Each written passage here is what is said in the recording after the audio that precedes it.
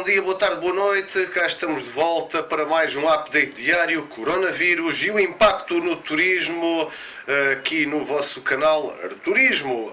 Muito bem, já é sexta-feira, os dias passam e tudo parece mais ou menos na mesma. Bom, vamos lá então começar com uma notícia que esta provavelmente todos já ouviram.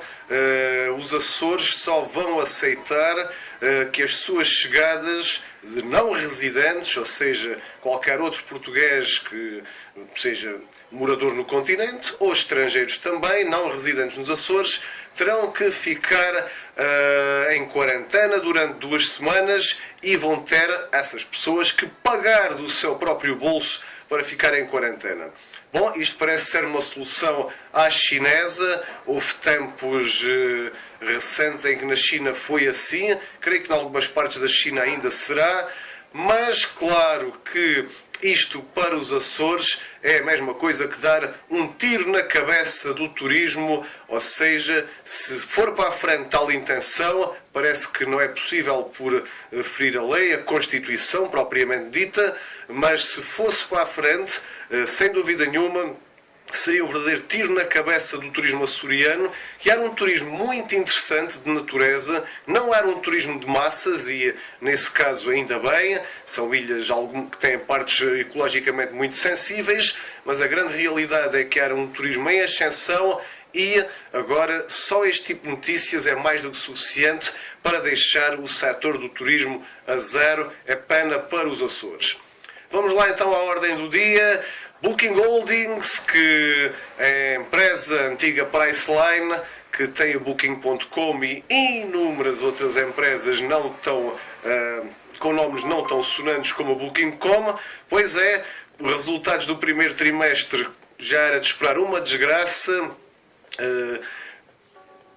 Todas as categorias de quartos marcados caíram no primeiro trimestre de 2020 em relação ao igual período do ano anterior, 43%. Isto é, de facto, qualquer coisa como 12 mil milhões de dólares a menos em reservas. Então, em reservas, 51% a menos em dinheiro, 43% a menos em volume, e já foi dito que o segundo trimestre será totalmente terrível. Estamos a falar de 85% já em abril também de quedas de reservas, ou seja, de book nights em reserva. É uma situação impressionante e eles esperam que todo o ano seja muito negativo. Claro que a recuperação a sério, segundo o CEO da Booking Holdings, que ele próprio esteve afetado com o coronavírus, Glenn Fogel, a situação só vai mudar quando, em termos clínicos, remédios, vacina, aí sim é que a situação vai mudar, vai haver uma recuperação, mas não vamos voltar ao antigamente. A esse propósito, também a TripAdvisor e o seu presidente do Conselho de Administração, Steve Kaufer, diz que estamos a viver os dias mais negros.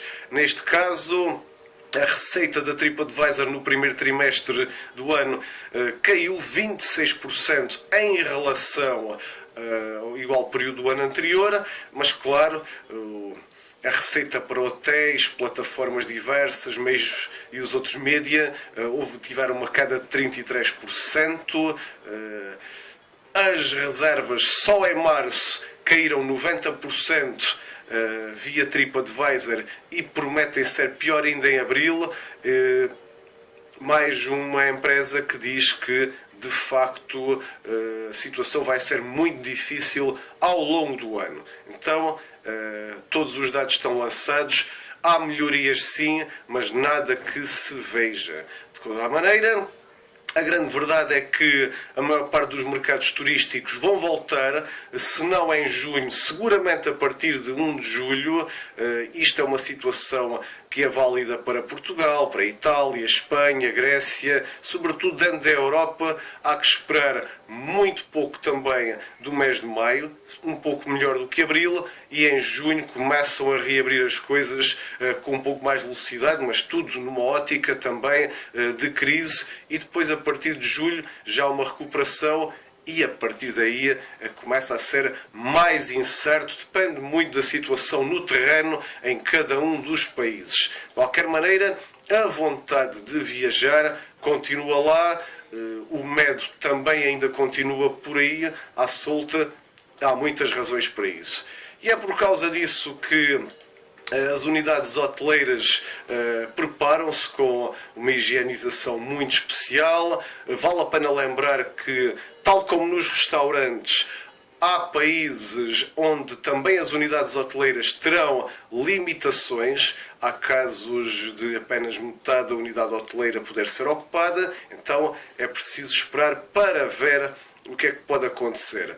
De qualquer maneira, os viajantes vão ser confrontados com novos hábitos, desde logo à entrada um pouco de segmentação para não haver um maior contacto social. O recepcionista do check-in terá uma máscara ou uma viseira no mínimo, mas o check-in, na maior parte das vezes, será logo feito online ou através de um sistema de smartphone, qualquer tablet. O que não faltam já é sistemas desses. Muitas das chaves físicas dos quartos também já não existem, ou até cartões, muitas vezes serão por métodos de biometria, com o olho, por exemplo, é um dos melhores métodos para que não haja um contacto. Quer dizer, cada vez mais, o contactless é de facto a chave do jogo. Entretanto, também em muitos setores dos hotéis vamos habituar a ver o mesmo que nos supermercados, um acrílico separador entre quem faz o serviço e quem obtém esse serviço. Então, um contacto social é mesmo para evitar. Por causa disso, o housekeeping não será tão efetivo, ou seja, não tão presente quando as pessoas estão no quarto, nem pensar, mas haverá uma grande ênfase em desinfetar aquelas coisas, como temos vindo a dizer, que são mesmo tocadas por toda a gente, desde a maçaneta da porta, o comando do televisor, etc, etc, etc. Pequenos almoços, a maior parte deles serão tipo um breakfast basket, o buffet.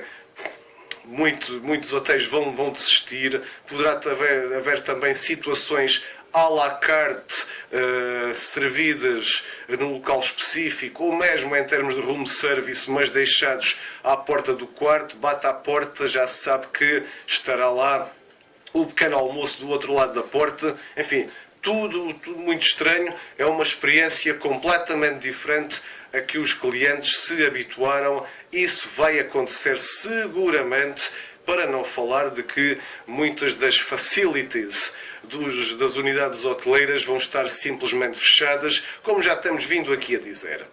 Entretanto, perante estas expectativas, há pessoas que vão preferir não viajar, mas há outras que, sem dúvida alguma, vão fazer tudo para viajar, nem que seja 2 semanas de sol e praia. Até é bom para esquecer um pouco toda esta quarentena, todo este isolamento social, todo este ficar em casa, e há quem de facto vá mesmo viajar. E depois resta saber, é uma questão de números, começar a fazer as comparações entre aquilo que é a expectativa e aquilo que vai ser a realidade.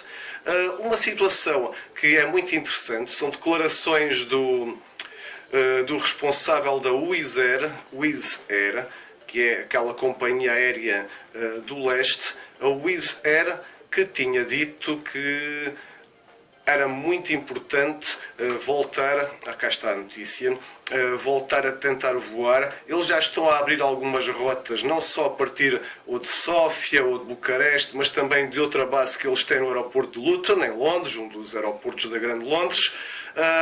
Eles já vão para Lisboa, eles vão retomar, vão até fazer um voo de Inglaterra para Tenerife, agora já nos próximos dias, e eles têm notado uma procura não bem de turistas propriamente ditos, mas de pessoas que têm uma segunda habitação nos destinos e que querem ficar lá muito tempo. essa situação é muito importante, porque em Portugal também existem muitas casas de segunda habitação. Já não vamos considerar estas pessoas turistas, mas é melhor que nada. Vamos chamá-los de residentes eventuais, e esses residentes eventuais também são importantes para alimentar os negócios que tão necessitados estão de facto de dinheiro, de movimento.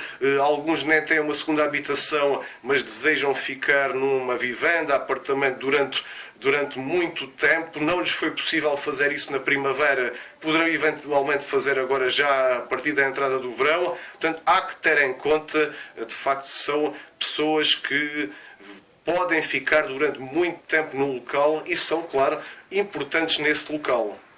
Entretanto, as pessoas mais jovens, diz ainda o Presidente do Conselho de Administração da Wizz Air,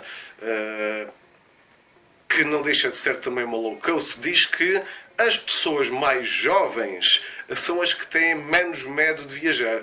Isso já se sabe, porque apesar de os jovens também poderem sofrer e morrer com o Covid-19, mas as possibilidades são bem menores, então é mais um nicho de mercado que deverá recuperar mais rapidamente do que outros.